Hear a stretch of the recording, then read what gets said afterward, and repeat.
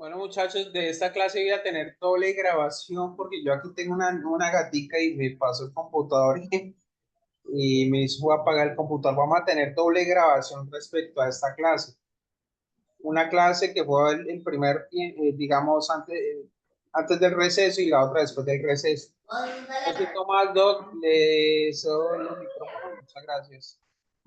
Listo, doctor. Bueno, entonces, como veníamos hablando del proceso judicial, el proceso judicial en teoría solo tiene una audiencia, que es la diligencia de inventarios y avalúos. Esa diligencia de inventarios y avalúos está reglamentada por el artículo 501 del Código General del Proceso. Ese es un artículo muy largo, yo no lo voy a leer, pero les voy a contar cómo opera en la vida real, ¿cierto? A la diligencia de inventarios y avalúos se puede llegar con dos posibilidades. La primera posibilidad es que todos estén de acuerdo con la diligencia. Esa es una labor que hacemos los abogados.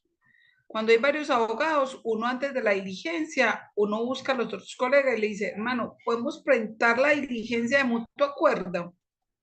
Y otra vez el consejo práctico. Si no hay acuerdo para la partición, no se arriesguen a presentar la diligencia con los inventarios en los avalúos catastrales, porque después en la partición, si no hay acuerdo, el partidor no se puede salir de los valores que ya se presentaron, ¿cierto?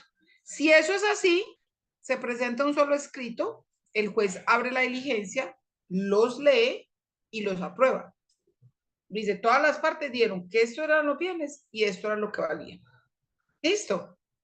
Esa es más fácil, más chévere, más de todo.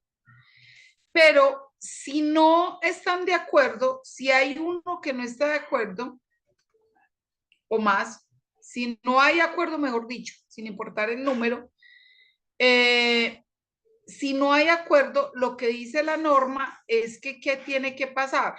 Que cada uno empieza a presentar su diligencia ante el juez. ¿Qué hace el juez? La mayoría de los jueces requieren a las partes para que presenten la diligencia 5 días antes de la fecha, con la finalidad de que el juez llega a preestudiar la diligencia y, eh, y entonces en ese preestudio que él hace, lo que dice es, mire, yo ya preestudié y los bienes en que están de acuerdo son este y este. Y los valores, estos y estos y estos. Y en lo que no están de acuerdo, esto o esto. Si cuando el juez dice que no hay un acuerdo, el juez va a tratar dentro de la audiencia a mediar un acuerdo.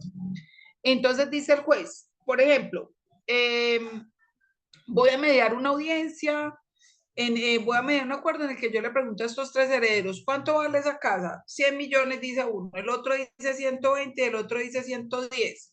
Si la diferencia alrededor es de menos del 10% del valor que se le dio al bien, el juez lo que hace es promediarlos y decir, ah, bueno, entonces ese bien vale 110, entre 110 y 120, 110. Pero si hay una diferencia muy abismal, el juez dice, no, aquí algo está pasando. Si el juez dice que no le prueban de ninguna otra manera cierta el valor de ese bien, podrá abrir al incidente que se determina la objeción de inventarios y avalúos. Así se llama por la norma. Una objeción de inventarios. ¿De cuáles? Obviamente, de los que no están de acuerdo. No de todos, solo de los que no están de acuerdo. En esa objeción de inventarios y avalúos, que se determina como un incidente, es decir, el juez tiene que suspender esta audiencia, aprobar en lo que estuvieron de acuerdo, suspenderla para la objeción, se decretan las pruebas. Si las pruebas se decretan de oficio, el valor de la prueba lo asumen todas las partes. Si la prueba se pide por una de las partes, yo no estoy de acuerdo, ese no es el valor de la finca, yo la voy a mandar a evaluar, ese avalúo la paga la parte que hizo la objeción. ¿Listo? El avalúo lo paga la parte que hizo la objeción. Si el juez no puede mediar para que haya un acuerdo, al juez no le toca otra opción que hacerla, abrir el incidente. Y cuando ya aportan las pruebas, fija una nueva fecha para resolver las objeciones. acuérdense, ya no es para todo lo demás, es solo para resolver las objeciones, porque lo que ya estuvieron de acuerdo, el juez lo que dice es que, que no hay problema, que esos ya estuvieron de acuerdo. Cuando se fija esa nueva fecha de resolución de objeción que dice la norma debe ser dentro de los 10 días siguientes, pero eso nunca pasa, entonces ahí sí el juez ya la resuelve o bien con el acervo probatorio o bajo lo que él considera. Si no tiene otra opción, generalmente aplica la regla del 444, numeral, es el cuarto o el sexto, ya les digo cuál de los dos numerales. Avalúo y pago de productos, numeral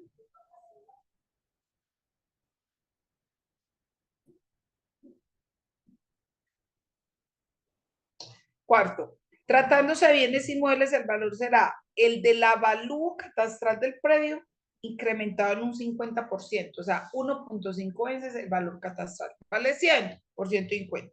Salvo que quien los aporte considere que no es idóneo para establecer su precio. En resumen, la que prospere, que se abra una objeción depende de que no haya certeza del precio. Pero si yo digo que vale 100 y el otro dice que vale 200, yo digo que vale 100 porque es lo que yo creo, pero el otro tiene un avalúo comercial mata lo que yo pienso. El juez podrá decir en ese mismo momento, no, yo me voy por el avalúo comercial. Yo me voy por el avalúo comercial, ¿cierto? Porque hay una medición objetiva de lo que debería valer ese bien. Reitero, reitero, reitero. Si no hay acuerdo de partición, no se arriesguen a llevar una diligencia de inventarios y avalúos por valores catastrales o inferiores a los comerciales, porque al momento de la partición es donde van a tener el problema. Dime, Lorraine.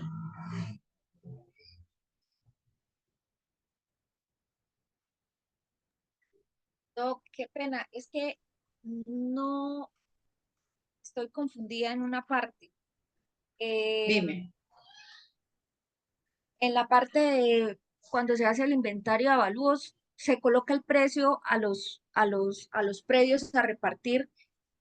Voy a hacer la pregunta, no sé si esté o no esté bien formulada, pero igual no, prefiero Trato de que encontrarla si no. resuelva Lorraine, dale.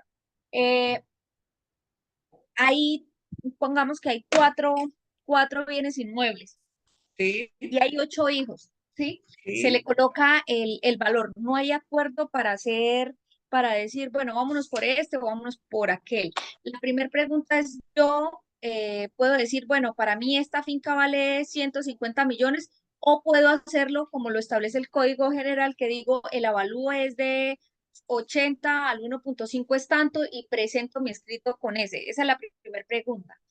Y la segunda pregunta es, yo tenía entendido, o bueno, de lo que he escuchado en las clases, pensé que después de que se miraba y se evaluaban los inmuebles, se decía, bueno, listo, son el activo total después de haberle descontado los pasivos son 50 millones, son 200 millones de pesos, a cada uno le corresponde, un ejemplo, 40 millones de pesos, entonces a usted esos 40 millones de pesos se le representan en el 50% de esta finca, usted en el 50%, o sea, Todavía no llegas allá. obligatoriamente hay que venderlos.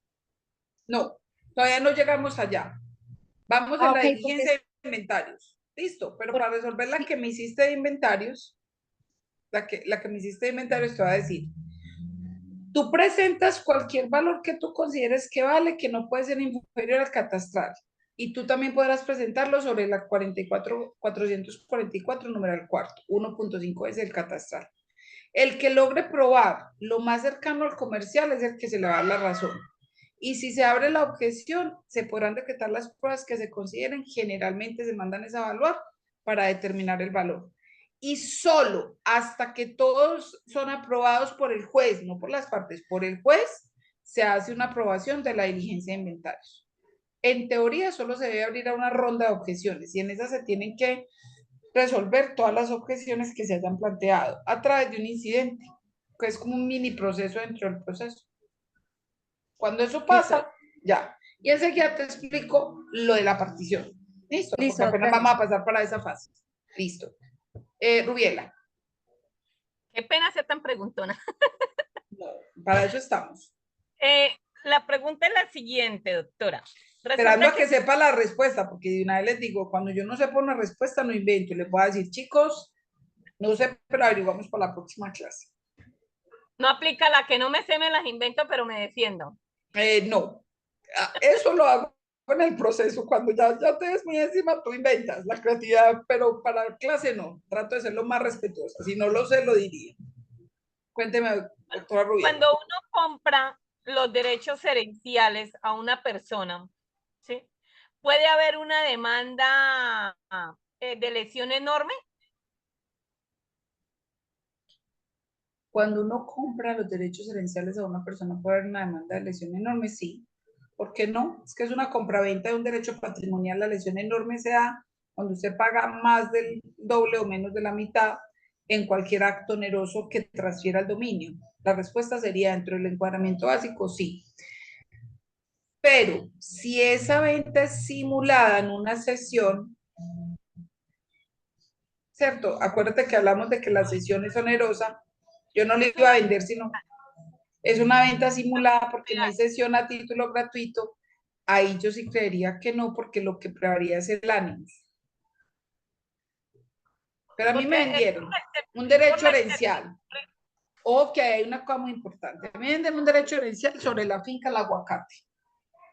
No, yo voy a esa finca y digo, no, esa finca es un lulo. Mejor dicho, pago lo que me están pidiendo por ella. Es más, yo ni quiero pedir rebaja. Me pidieron y yo pagué.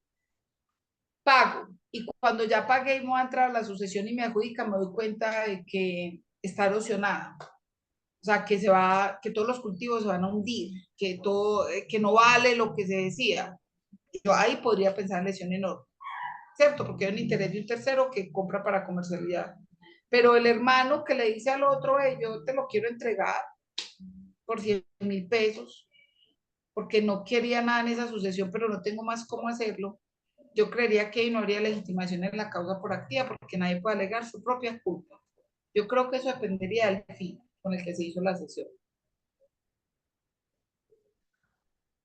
Lo que pasa es que es por lo que genera la incertidumbre. ¿En qué sentido? La persona vende los derechos herenciales por X, Sí. o sea, a título universal. O sea, no se sabe cuál va a ser el valor real de la venta. Ahí es donde va la pregunta mía. ¿Eso se puede demandar por lesión enorme? Sabiendo que él vendió a título universal y siendo consciente que está vendiendo a título universal en X valor. No, si lo compra a título universal, compra el alias, porque lo mismo le pasa a los herederos. Entonces usted no está vendiendo una cosa diferente a lo que pasó. Tienen los herederos una expectativa que puede ser muy buena o puede ser muy mala. A mí me pasó en una sucesión rubia la que a un señor le adjudicaba una finca que quedaba por allá, pero te voy a decir, 3 días para llegar. O sea, lejísimos del casco urbano.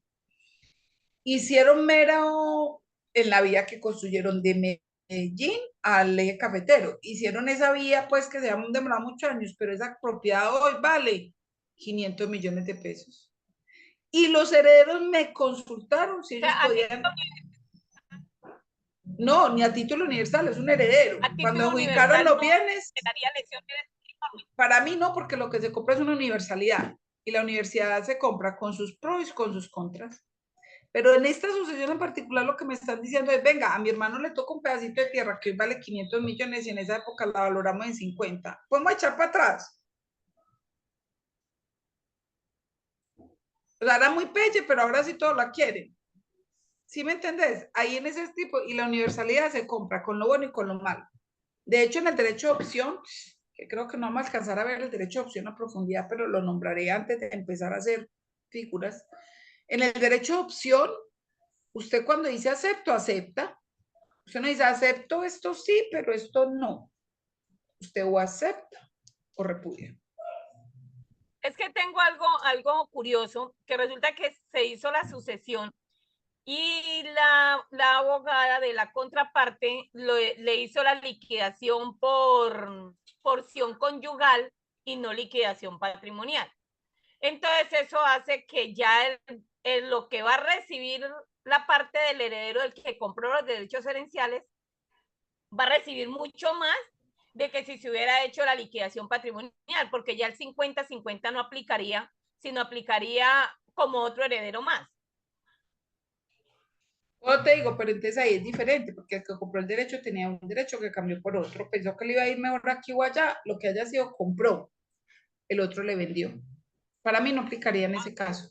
Por lo te digo, yo digo que dependería de la lesión enorme, del que compra como inversión y que después parece que de hecho la norma te permite repudiar una herencia que ya aceptaste cuando es de menos de la mitad de lo que creías que te iba a tocar. Yo acepté porque eran todas estas cosas, pero ya aparecieron otros 20 hijos. Ah, no, ya no me interesa. Tan poquito no quiero. ¿Cierto? Es una excepción, es la rescisión a la aceptación que es atípica, o sea, que no es la regla general. ¿Listo? Vale, vale, doctora, muchas Listo. gracias. Bueno, entonces vamos en el proceso acá, en la diligencia, sí, comprar derechos herenciales, sí, respuesta abogado, porque en algunos casos nos toca responder, depende, sí, para mí la lesión enorme y dependería, ¿cierto? Cuando se aprueba la diligencia de inventarios y avalúos, pasamos a la última fase del proceso de la sucesión judicial, que es la partición y la adjudicación. Afortunadamente no me caen aquí todos los pasos, me toca poner 4. Voy a borrar hasta acá para pegarlo con la diligencia, porque ahorita les voy a decir qué pasa entre la partición y la diligencia. Las reglas de la partición están a partir del artículo 507 del Código Civil, del Código General del Proceso. Cuando todos estamos de acuerdo en el trabajo de partición, dentro de la diligencia de inventarios y avalúos, se le hace una solicitud al juez para que nombre como partidor a los abogados o a uno de los abogados. Generalmente entre ellos escogen a uno, le dice, la partición la va a presentar Pedro, Juan o María, ¿cierto? Entonces, en ese trabajo de partición y adjudicación,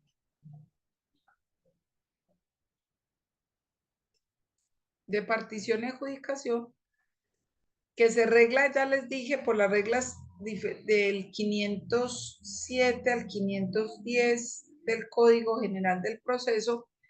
Cuando se llega ahí es porque ya sabemos qué bienes hay, ya tenemos claro quiénes son los herederos en calidad de asignatarios o legatarios, cuántos bienes hay y cuánto valen.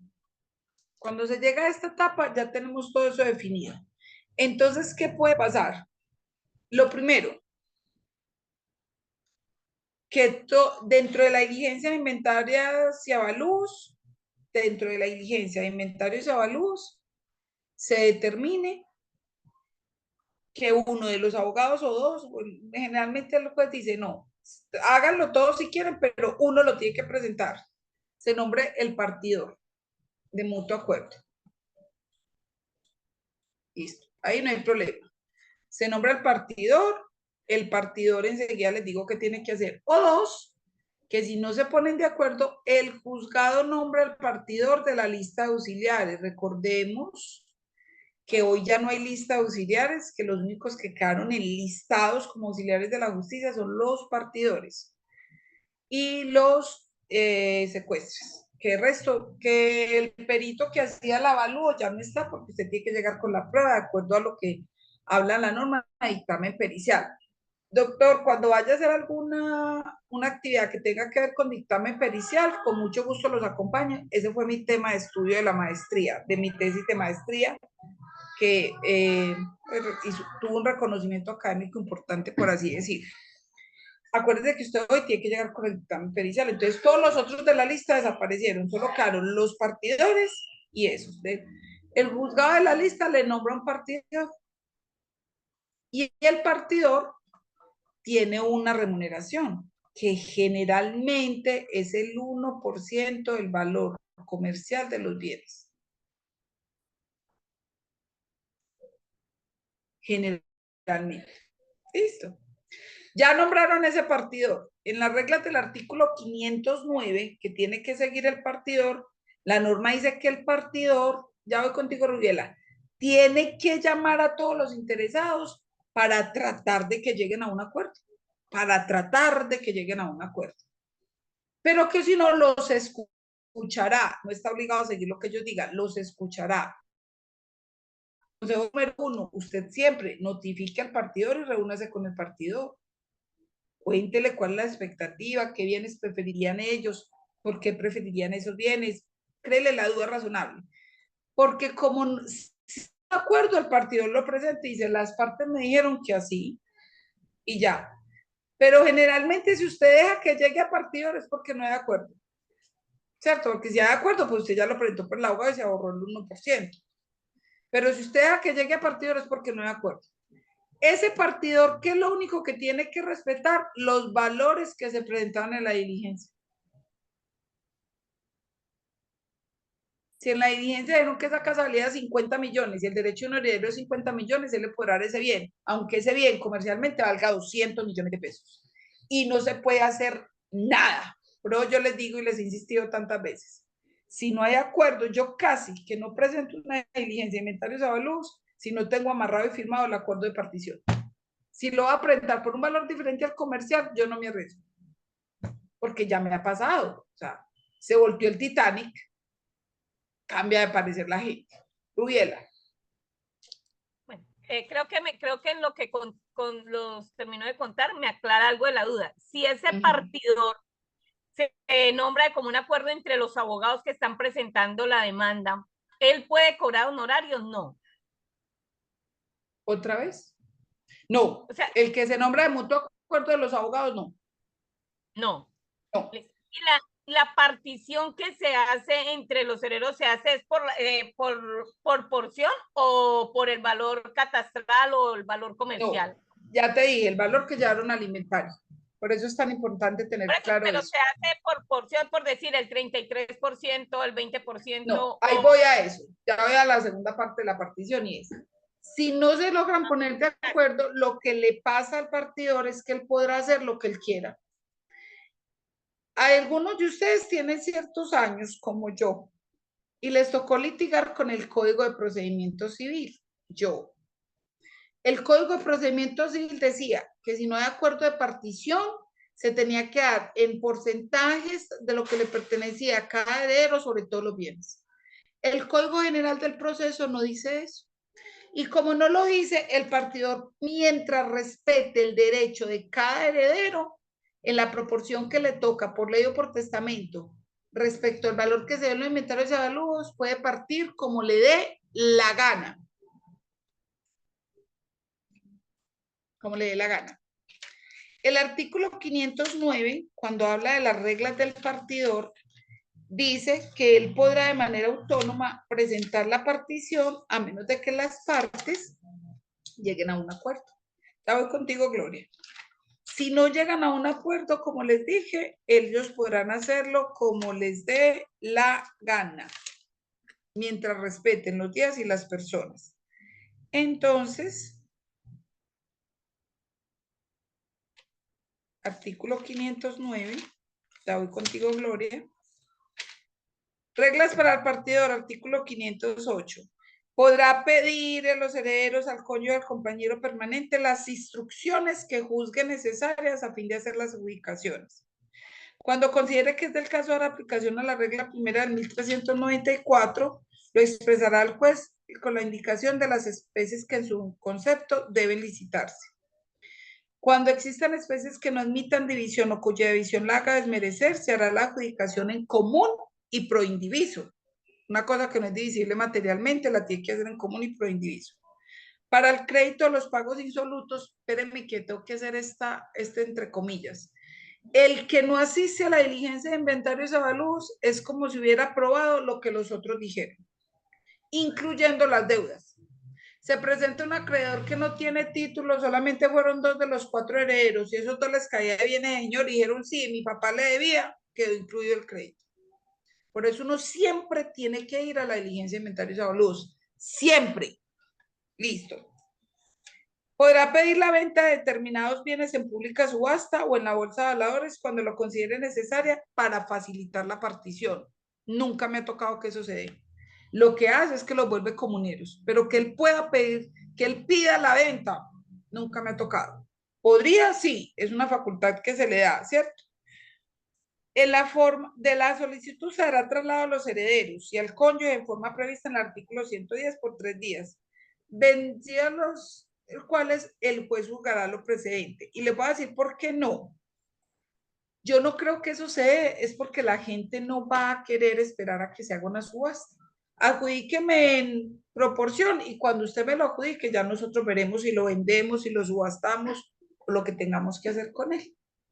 Pero mientras él respete eso, en el artículo 509 se dice, una vez él lo hace, el juez recibe la partición. Ah, espere, yo le doy la palabra a Gloria. Qué pena, Gloria, es que yo me voy emocionando.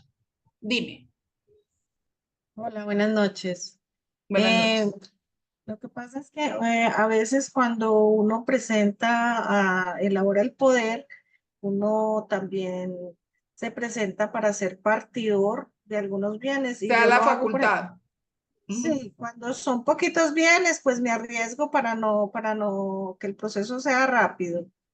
Eh, entonces la pregunta es, si de pronto dentro del proceso uno es nombrado como partidor y en el contrato de prestación de servicios con el cliente uno puede colocar que puede cobrar ese 1% sobre el valor o no. Yo no he hecho Se ese podría tipo de pactar contratos. honorarios, se podría pactar honorarios para ellos sí, pero yo tampoco nunca lo he visto.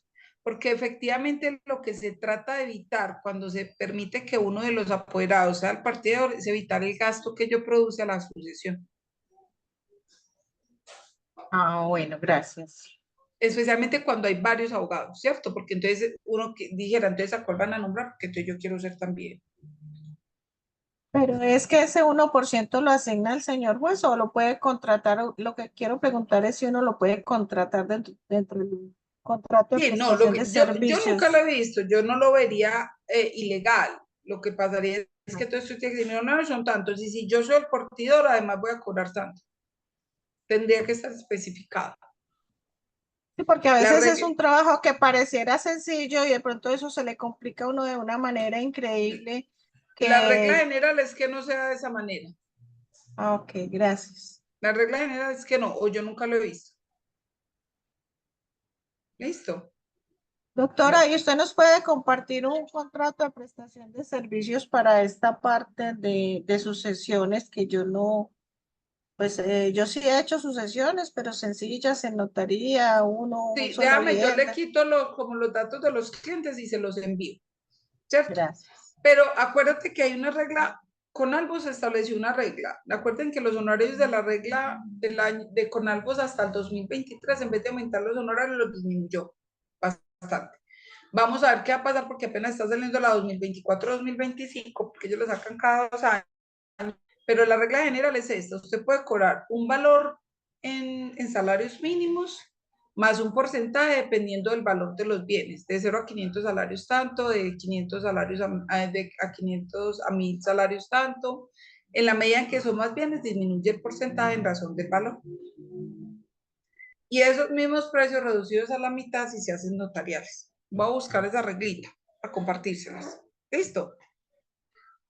Como una base.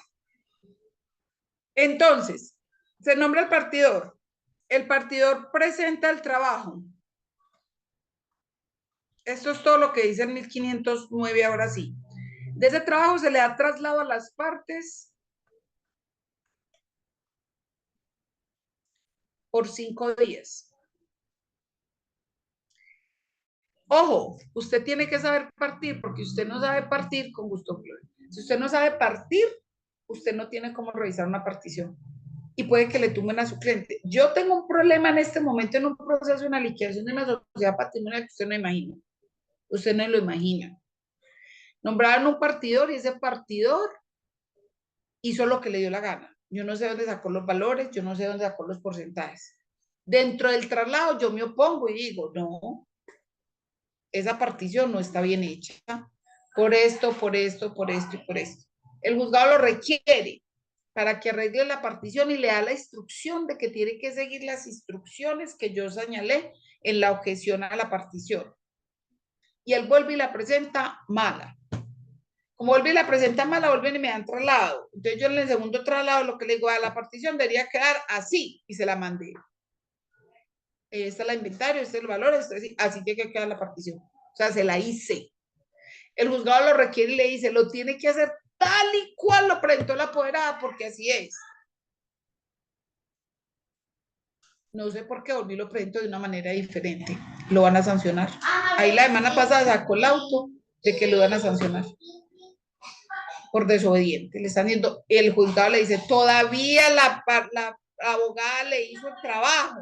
No que usted lo presentara y no lo hizo, lo van a sancionar, le dieron 10 días. Vamos a ver, yo lo llamé y todo, no sé quién es, a mí me da una cosa en el corazón, yo lo llamé, le dije, pero no me contestó en el teléfono que tiene, entonces es complicado. Listo. El doctor Pedro.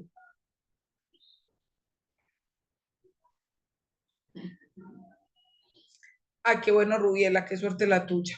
Se hace para guardar tu contacto. Entiendes que lo mío son las particiones. El doctor Pedro. Doctora, a ver, lo que entiendo es que se supone que cuando a uno le otorgan un poder, pues uno sabe hacer la partición. Es decir, lo que se busca es que lo contraten a uno para uno representar a su cliente y que en la partición le vaya bien y no tengan que nombrar a partir de un juzgado el perito partidor para que le otorguen los honorarios. Para eso en teoría le están pagando a uno. El hecho de que uno cobre adicionalmente el tema de la partición, digamos que nunca lo he visto. Eso es muy normal, doctora, qué pena. No, nunca lo he visto yo tampoco, eso les dije, que yo nunca lo he visto, que no creo que esté prohibido pactarlo, porque no sería ilegal, pero yo jamás lo he visto. Pero si lo pactas y no te nombra el partidor, ¿qué vas a cobrar? Digo yo, ¿no? Ah, sí, claro, ahí sí no podrías cobrar. Ella dice es en el caso de que usted la apunta para hacer la partición y efectivamente la haga, pero yo digo que ahí cuando hay varios apoderados se complica, porque Claro. cuando a ti te contratan de mutuo acuerdo, te contratan con esa facultad y ustedes Y- tienen que saber partir, es por eso. Por ejemplo, la cosa básica, ¿cómo se hace una partición? Una hijuela por persona y una partida por bien.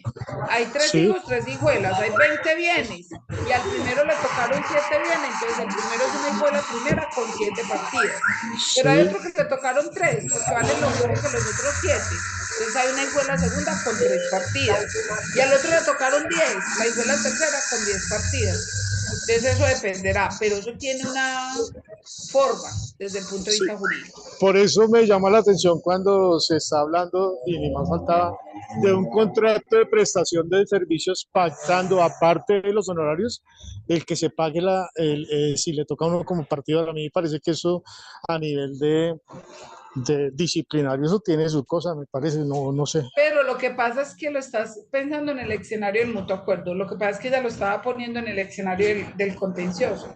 Si uno va a hacer el trabajo por todos, pues que le paguen, ¿cierto? No, Pero yo no le es estoy el que hablando nombra el juzgado. No, yo le estoy hablando en el contencioso, porque se supone que vamos varios abogados y en últimas el juez o uno es el que se postula o el juez sugiere y ya Ah, no, es los que si otros no lo se que ponen hacen de, es... no, si no se ponen de acuerdo, el juez no puede nombrar como partidor a ninguno de los abogados de la asociación. Ya. Gracias, doc, muy amable. Listo, Pedro. La doctora Berta. Pedro nos apaga su micrófono y lo abre Sí, la doctora Berta. Gracias. sí, señora, sí. Doctora Berta. Doctora, es que ahí yo quería como ¿me escucha? Sí, claro. Ah, buenas noches. Doctora, es que lo que pasa es que yo quería aclararle ahí al doctor, lo que pasa es, yo pienso, lo que pasa es que cuando son varios apoderados y no se ponen de acuerdo, entonces pues el juez nombra el partidor de la lista de auxiliares de la Auxiliares. justicia. Y también ha pasado que a veces uno, pues por regla general, si estamos de acuerdo, pues se ponen de acuerdo los abogados y hacemos la partición en conjunto para pasarla al juzgado y que el juzgado la apruebe. Pero a veces las partes son muy complejas y entonces uno prefiere que sea el partidor que haga y luego uno revisa porque ha pasado. Usted sabe que hay partes complejas que después piensan que el abogado se vendió, que se dejó comprar, que no sé qué. Entonces, pues uno, para curarse en salud, prefiere que nombren el partidor de auxiliar de la justicia y luego cuando nos corren traslado, pues uno revisa que la partición quede acorde a lo que quedó aprobado en el inventario de avalúo. y si no, pues se objeta porque para que el partidor arregle la partición. Pues es como lo más, Es el deber ser, equitativo, sí, es el sí, deber ser. señora. Por eso yo les decía, si están todos de acuerdo, desde la diligencia de inventarios uno le dice al juez que nombre alguno de los abogados o señala cuál. Si no, el juez nombra la lista, se le asigna una cosa, él presenta el trabajo, le dan traslado por 5 días. Si hay objeciones, el juez dicta un auto para resolver las objeciones o conceder un término al partidor. Si no hay objeciones, el juez dicta la sentencia que aprueba la partición. Y esa sentencia que aprueba la partición es la que se manda a registro y después de registrada se protocoliza por escritura pública. Yo siempre he pensado que esa norma quedó al revés, que debió haberse mantenido la regla del Código de Procedimiento Civil, que era: el juez sacaba la sentencia, uno la protocolizaba y después de protocolizada la lleva a registro. Pero en este Código General del Proceso se dice que opera de manera contraria. Si leemos lo que determina el artículo 509 y 510, establece que primero, antes de llevarla a protocolo, usted la tiene que registrar. Dice 509. La sentencia que versa sobre bienes sometidos a registro, numeral 7, será inscrita, lo mismo que las hijuelas, en las oficinas respectivas, en copia que se agregará luego al expediente. La partición y la sentencia que la aprueba serán protocolizadas en una notaría del lugar que el juez determine, de la cual dejará constancia en el expediente. O sea, le está diciendo, primero regístrela y después protocolícela. Si no se protocoliza, falta ese paso, porque la norma dice que el expediente tiene que llevar reseña de a dónde. Muchos juzgados en Medellín señalan a cuál notaría usted tiene que protocolizar. Otros le señalan que en una del lugar de la vecindad. Los que señalan a cuál la hacen por un reparto rotativo, es decir, si en esta sucesión dieron que en la primera, en la otra dicen que en la segunda, en la otra dicen que en la tercera, en la otra dicen que en la cuarta. No es que el juzgado tiene un negocio con la notaría, no tiene nada que ver. Pero muchos le dicen, y se protocolizará en una notaría del Círculo Notarial de Medellín, del Círculo Notarial de Envigado, del Círculo Notarial de tal lugar, generalmente del lugar donde se lleva la sucesión. Y ahí con eso se da por concluido el proceso judicial de sucesión. Déjame que tengo una pregunta en el chat. No, pero es al contrario. Mira que acabo de leer el numeral 7. La norma dice que primero se registra y después se protocoliza. Artículo 509, numeral 7 y el inciso final. Listo. Entonces primero se llama, después se registra. Eso es claro. ¿Alguna otra duda sobre el proceso de sucesión? Si no hay ninguna, pasamos al tercer proceso. Partición en vida. Hay una sentencia que estudió la Constitución. Bueno, primero quiero decirles que la partición en vida fue la figura más novedosa que trajo el Código General del Proceso.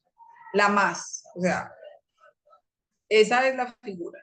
Y sin embargo, por una razón inexplicable, el Código General del Proceso no le dedicó ni siquiera un artículo. Lo que hizo fue que la reglamentó en el parágrafo de un artículo, que para este caso es el parágrafo del artículo 487 del Código General del Proceso. Les voy a recomendar la lectura.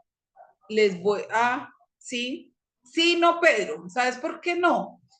Porque los juzgados, los archivos de los juzgados son muy inseguros cuando eran físicos y electrónicos peor.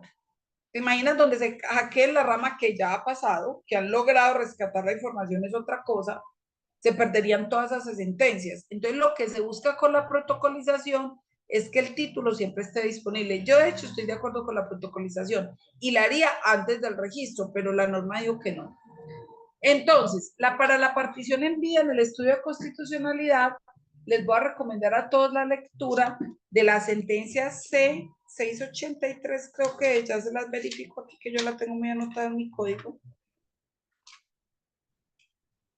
683. Yo he llevado solamente C683 del 2014. Entonces, yo he llevado solamente un trámite de partición en vida desde la práctica y he acompañado 2 más. O sea, yo como abogada, yo nada más o uno, y he acompañado 2 de 2 colegas. Doctora, Entonces está, dígame, Carlos. doctora, esa partición en vida es la misma licencia judicial, sí. La licencia judicial es una parte de la partición. Listo. Y la sentencia de constitucionalidad es la sentencia C683 del año 2014. Es una sentencia corta, de rica lectura, en la que uno se la goza y plantea 2 cositas bien interesantes, pues ahí como para aprender cosas. ¿Cuáles son los requisitos de esa partición en vida? Entonces, dice el parágrafo del artículo 487, el que podrían extraerse entonces 7 presupuestos diferentes, que algunos convierten en 9, y vamos a ir analizándolo uno a uno de acuerdo al análisis que hizo de constitucionalidad la Corte Constitucional en la sentencia mencionada. El primero dice, parágrafo, la partición del patrimonio que en vida espontáneamente. Cuando el artículo dice que es espontáneamente, se refiere a que la partición en vida tiene que ser un acto voluntario. Es un acto unilateral, porque empieza así. Quiere efectuar una persona. Somos cónyuges, podemos hacer un solo trámite de partición en vida para dejarle a nuestros hijos lo que le vamos a dejar. No. Cada uno con su juguete. Porque la norma dijo que era espontáneo y que era un acto unilateral. Dice, para adjudicar todo o parte de sus bienes. Si adjudica todo, se cumple con lo que cierra el artículo que dice.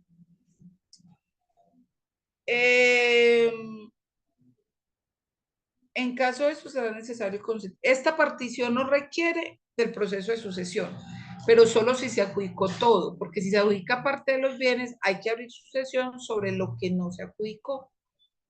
Listo. Pero si adjudicó todo, ya no hay que abrir sucesión porque falta uno de los presupuestos. Recordemos entonces que dijimos, primero, que haya un causante, segundo, que haya un causaviente, tercero, que haya un patrimonio.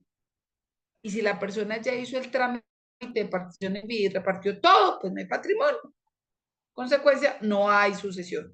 Pero si fue parte, hay patrimonio y consecuencia, hay sucesión. ¿Listo? Conservando, si quiere, la administración y o el usufructo de uno o de varios bienes. Entonces, vean, no, yo voy a partir en vida. Pero a mí este fue el que yo llevé, el señor me dijo, yo a partir tengo todo esto, pero la administración la conservo yo hasta que me muera, porque mis hijos no saben administrar y yo me moriría si al momento de mi muerte mis hijos están en la calle. Por lo menos me quiero morir sabiendo que tienen algo, ellos verán si después ya no lo utilizan bien, pero por lo menos hasta que yo me muera yo administro. Otros dirán, yo parto todo, pero conservo el usufructo para vivir de ello y cuando yo me muera, chao calabaza que te vi, ¿cierto? Entonces uno puede conservar o la administración y o el usufructo de esos bienes. Deberá, previa licencia judicial, aquí está su pregunta, doctor. Previa licencia judicial. ¿Cómo se obtiene una licencia judicial? ¿Cuál es el proceso judicial mediante el cual se otorgan licencias judiciales? ¿Cómo se llama? ¿Cómo se obtiene una licencia para ajenar un bien de un menor? ¿Cómo se tiene la licencia del curador de los bienes para poder vender un bien y pagar las acreencias? ¿Cómo se hace? ¿Qué tipo de proceso es? ¿Quién me dice? A ver qué nos dio en el chat.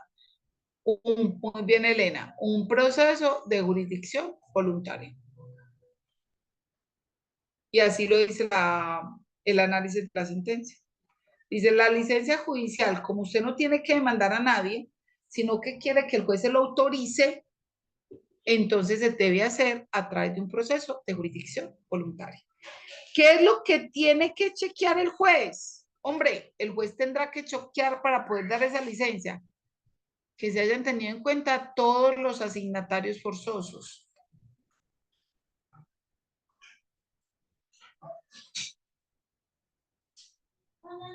Que se respeten los derechos de terceros.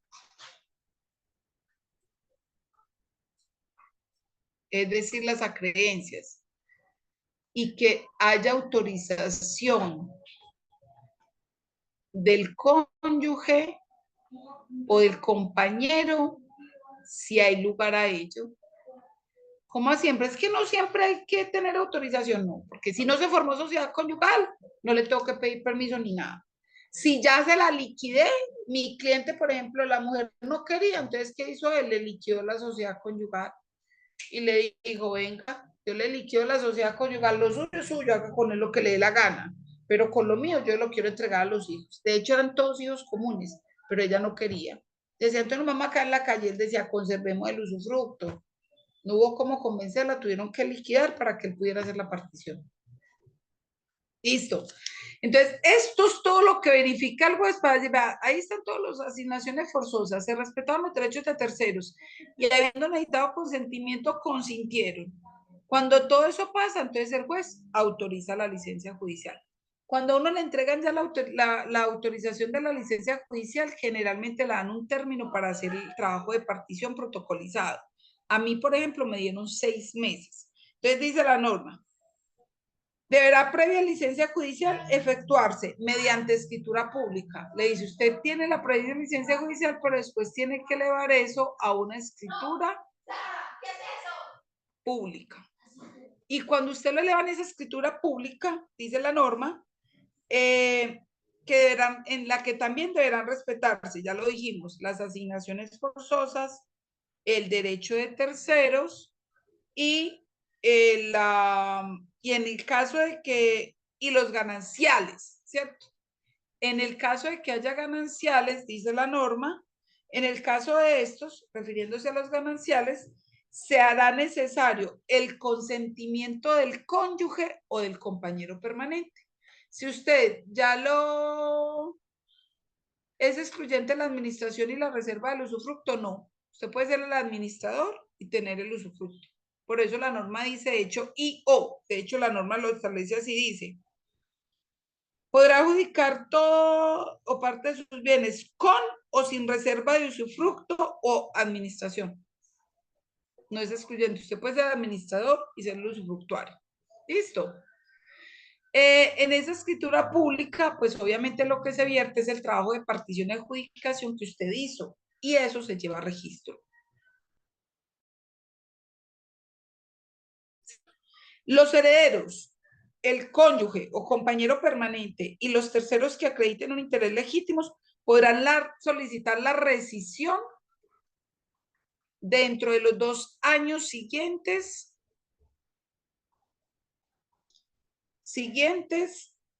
a la fecha en que tuvieron o debieron tener conocimiento de la partición.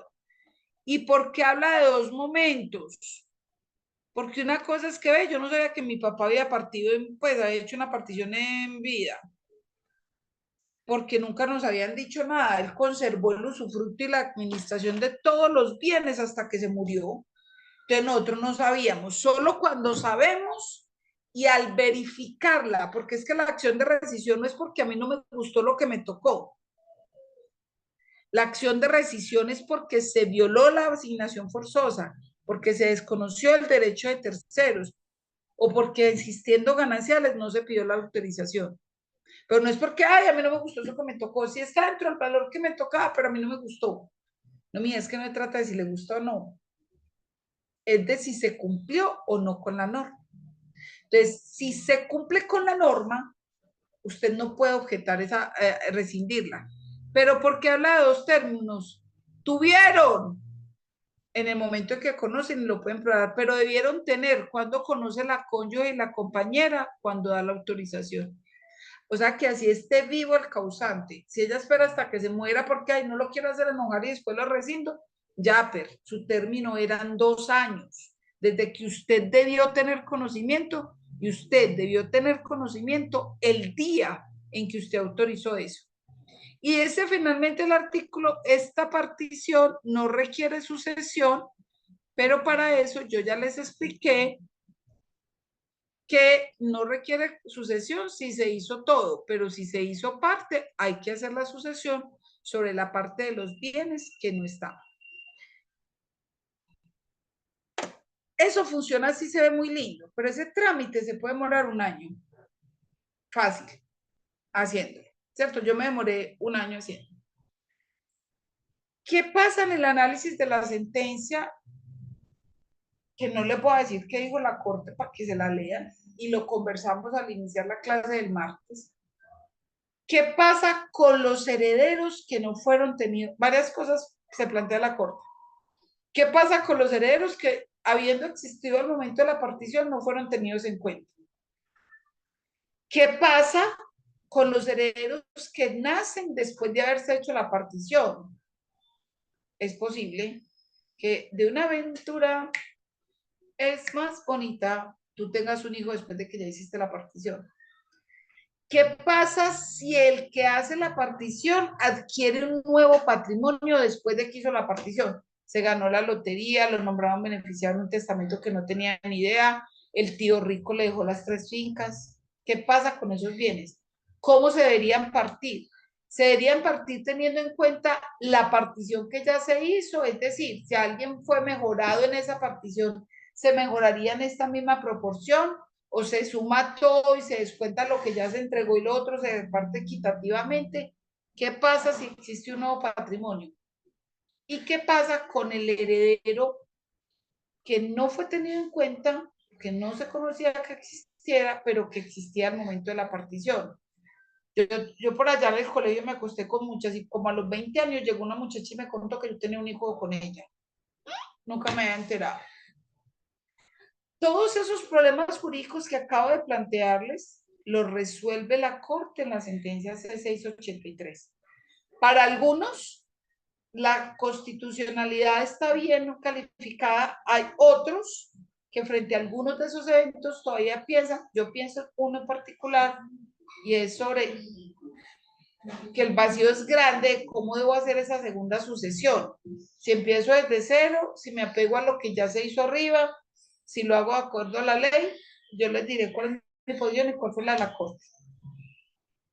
¿Alguna pregunta sobre partición en vida?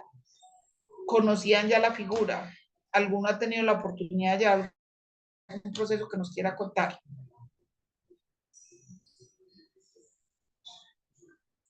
Todos muy mudos, pues, porque ya son las 9. No, bien, doctora, bien. Ah, bueno. Tú eres el que ha presentado la inquietud sobre la partición en vida, ¿cierto, Carlos?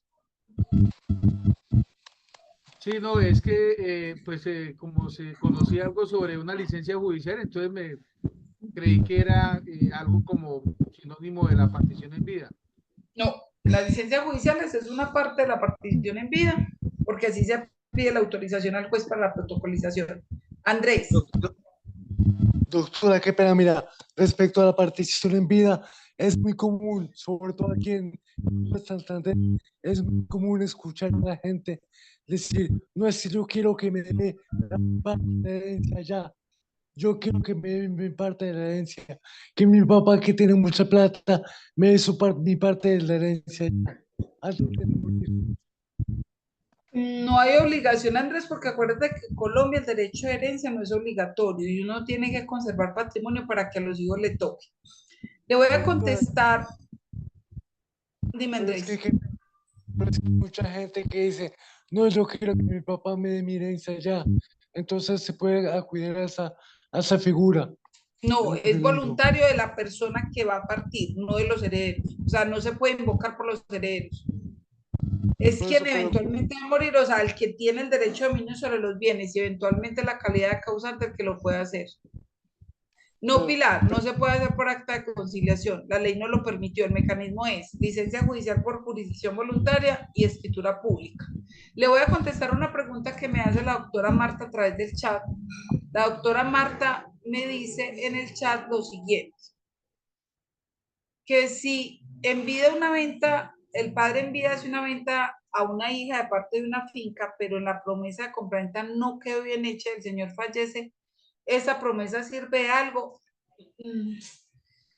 Si la obligación de dar o de hacer quedó bien contemplada, le puede servir para que se presente a la sucesión diciendo que sobre ese bien ya existe una promesa de un tercero, como si hubiera sido una venta de derechos herenciales, pero realmente no una venta de derechos herenciales, no el derecho del derecho de dominio, porque en Colombia reina la teoría del título y del modo de doctora Marta. Entonces, ese título nunca se completó porque la tradición no se hizo. Ahí no hay ni título ni modo. El título está mal hecho y la tradición no se configuró. Pero podrá presentarse a la sucesión y tendrá que probar que efectivamente pagó el precio. ¿Cierto? Porque si no, solo le queda un camino jurídico que suena muy horrible, pero es el que le queda a uno, y es que le tocaría hacer una acción de enriquecimiento sin causa contra los herederos. Es lo único como lo puedes solucionar. Estela, espero que te haya dado respuesta a la pregunta, Marta. Doctora, como esa partición en vida es un hecho unilateral y voluntario, si yo quiero partir en vida, lo puedo hacer como en secreto para que cuando yo fallezca eso no, porque yo como que yo misma porque yo tengo que decirle a las personas, mire, esto y esto es para ustedes, o No, yo lo... usted lo puede hacer en secreto y solo se devela cuando usted se muera, sí podría ser. Eso indica que esa partición en vida usted conservó tanto la tenencia como el usufructo de los bienes. ¿Eso no sería algo como un testamento? No es un testamento porque el testamento es un acto que tiene efectos después de la muerte. La partición en vida puede producirlos en vida de la persona o después de su muerte si ella conserva hasta el final la administración y el usufructo. No es un testamento porque en el testamento es muy similar, pero no es, porque en el testamento usted conserva la facultad de revocarlo hasta la muerte. La partición en vida no está autorizada la persona que la hace a rescindirla. Cuando lees tú la parte final dice, los herederos, el cónyuge, compañero permanente y los terceros que acrediten un interés podrán solicitar la rescisión, lo que quiere decir que tú mismo no la puedes rescindir. Entonces mira que las facultades son distintas. Sí, muchísimas gracias, doctora. Doctora, o sea que en ese orden aquí no se notifica, ¿cierto? Aquí no surte ningún trámite de notificación. No, a nadie. Usted lo único que tiene que notificarle ese término y tener autorización para hacerlas del cónyuge o compañero si hay gananciales. Porque si no hay gananciales, ni siquiera ellos. Es al único. Dice la norma. En el caso de estos, hablando de los gananciales, será necesario el consentimiento del cónyuge o compañero. Entonces usted le tiene que notificar. Gloria, no va a la DIAN porque el patrimonio todavía no se ha trasladado. Recordemos que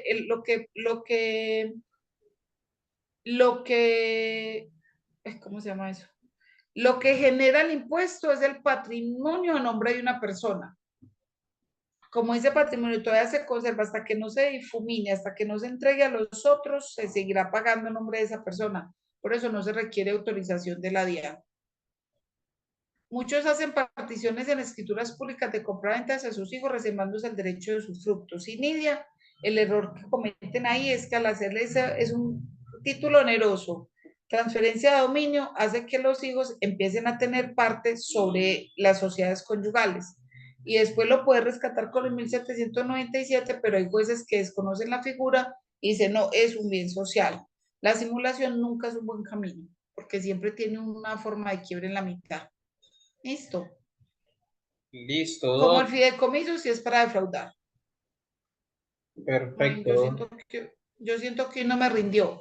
Espérame, que nada más le voy a decir esto. Tranquila. Le voy a decir esto a Lorraine. Lorraine, no existe una forma de darte una audiencia de inventarios y avalúos, tal vez de una diligencia, pero no de la audiencia como tal, porque esas hoy se hacen virtuales y a uno solo le mandan un acta donde dice si se aprobó o no y qué se aprobó. Entonces, tal vez una diligencia sí, podría mirar. Listo. Perdón que hoy siento que no me rindió, bueno, pero vimos el tema que traíamos para hoy. Listo. Listo. Que eran los procesos.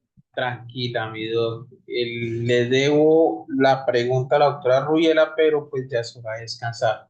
Doc, mañana es viernes, mañana vamos con El doctor Jorge Marín. doctor Jorge. El doctor Jorge Marín les va a encantar, es un hombre muy pausado, muy tranquilo. Además es un hombre muy joven, pero créanme que está más estudiado que muchos de nosotros desde el punto de vista no solo de los cartones por acumulación, sino desde el punto de vista de la preparación investigativa y del conocimiento que tiene del área. Les comparto, el doctor Marín y yo estamos escribiendo un manual práctico de sucesiones que esperamos entregar a la editorial en junio. En cuanto salga, pues obviamente con la adquisición del doctor se los pondré a su disposición para quienes deseen adquirirlo. El doctor Jorge Marín entonces los acompañará mañana con el tema de el testamento y todo lo que tiene que ver con testamento, las acciones del testamento, cómo se hace, cuáles son los requisitos, cuáles son las clases, cuáles son los testigos inhábiles para que no les pase lo que ayer nos consultaron y todo lo que tenga que ver con ese tema. Y nosotros nos vemos nuevamente, si así Dios lo permite, el día martes. Doctora, disculpe, es que como la ¿Listo? pregunta que yo le hice a usted iniciando la clase me quedó incompleta, yo más adelante se la hago nuevamente, ¿vale? Carlos, si quieres nos quedamos tú y yo y te la resuelvo de una vez. Ah, bueno, listo, doctora. ¿Listo? Bueno, claro que sí, con dedicatoria, doctor Pedro. Claro que O si sí. no, pues la puedo llamar, mi doctora, no hay ningún problema. Me llamas Bueno, y no hay listo. problema. Dale. La Listo, llamo, ¿puedo llamar pues. ahorita o la llamo en la mañana más bien? En la Ya mañana. si quieres, no tengo problema. Ah, bueno, listo, doctora. Listo. Que tengan Bueno, una buena noche. perfecto. Buenas noches para todos. Muchas gracias, doctor. Chao.